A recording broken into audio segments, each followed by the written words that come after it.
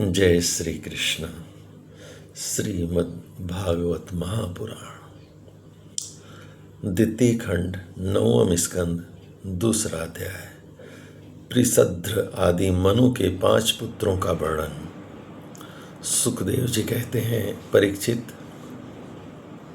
इस प्रकार जब सुधुम्न तपस्या करने के लिए वन में चले गए, तब वैवस्वत मनु ने पुत्र की कामना से यमुना के तट पर 100 वर्षों तक तपस्या की।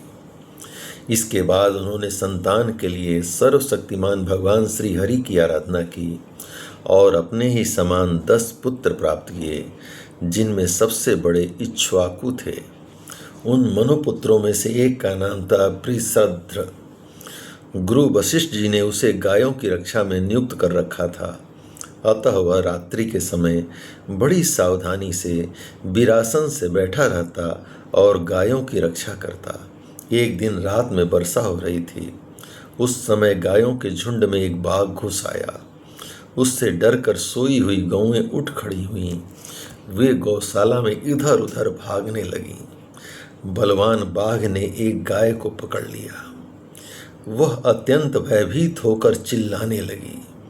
उसका वह क्रंदन सुनकर प्रिसद्र गाय के पास दौड़ा आया। एक तो रात का समय, दूसरे घनघोर घटाओं से आच्छादित होने के कारण तारे भी दिखाई नहीं देते थे। उसने हाथ में तलवार उठाकर अनजाने में ही बड़े बेग से गाय का सिर काट दिया। वह समझ रहा था कि यही बाघ है। तलवार की नोक से बाघ का भी कान कट गया। वह अत्यंत भयभीत होकर रास्ते में खून गिराता हुआ वहां से भाग निकला।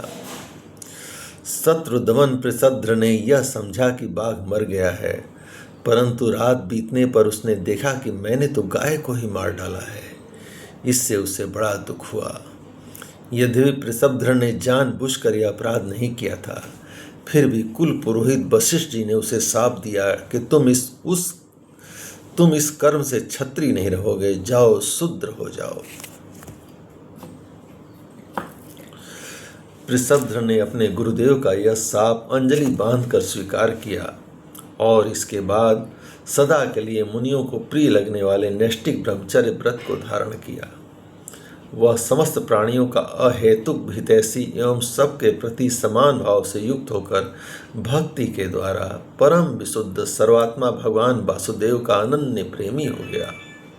उसकी सारी आसक्तियां मिट गईं, वृत्तियां शांत हो गईं, इंद्रियां बस में हो गईं। वह कभी किसी प्रकार का संग्रह परिग्रह नहीं रखता था। जो कुछ दैववश प्राप्त हो जाता, उसी से अपना जीवन निर्वाह कर लेता। वह आत्मज्ञान से संतुष्ट एवं अपने चित्त को परमात्मा में स्थित करके प्रायः समाधिस्थ रहता। कभी कभी जड़, अंधे और बहरे के समान पृथ्वी पर विचरण करता। इस प्रकार जीवन व्यतीत करता हुआ वह एक दिन वन में गया। वहां उसने देखा कि दावानल धधक रहा है। मननशील प्रिसद्र ने अपनी इंद्रियों को उसी अग्नि में भस्म करके पर ब्रह्म परमात्मा को प्राप्त हो गया।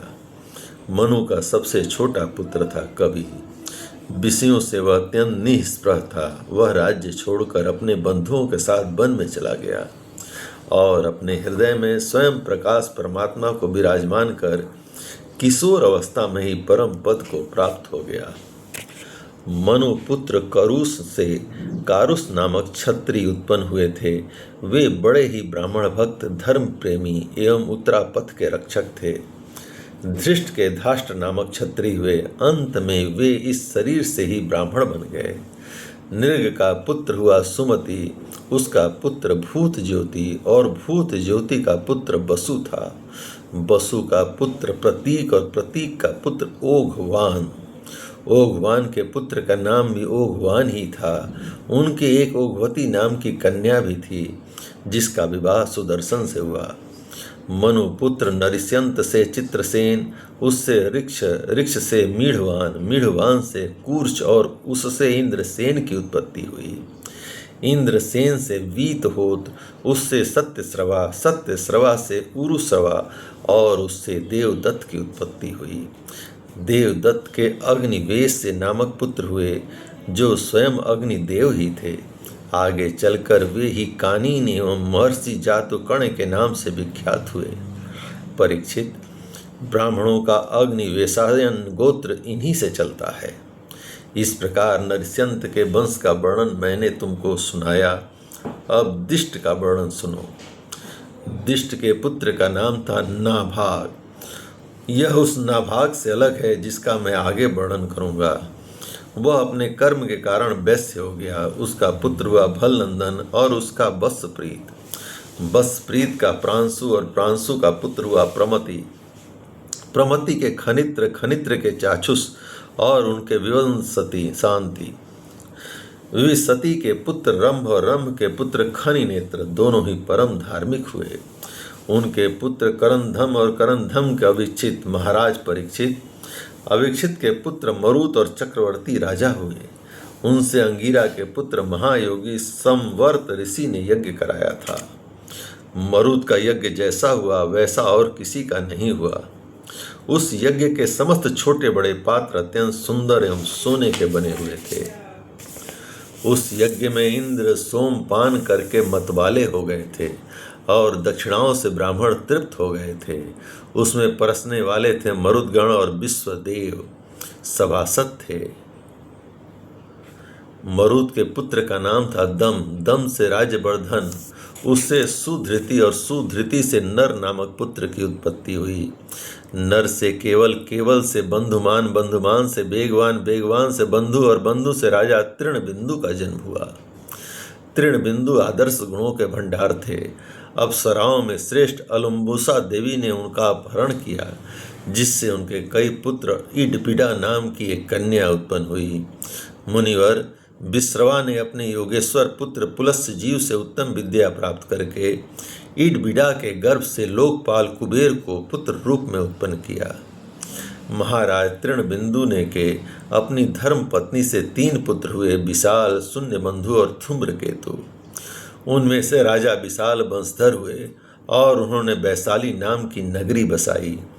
विशाल से हेमचंद्र, हेमचंद्र से धूमाक्ष, धूमाक्ष से संयम और संयम से 2 पुत्र हुए, कुशास्व और देवज।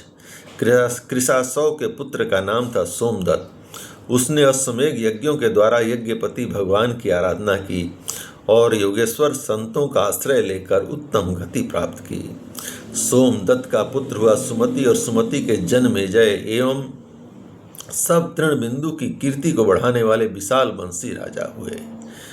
वे सभी सब तृणबिंदु की कीर्ति को बढ़ाने वाले विशाल वंशी राजा हुए। जय श्री कृष्ण। इस प्रकार भगवान कृष्ण की कृपा से श्रीमद् भागवत महापुराण द्वितीय स्कंद 9वें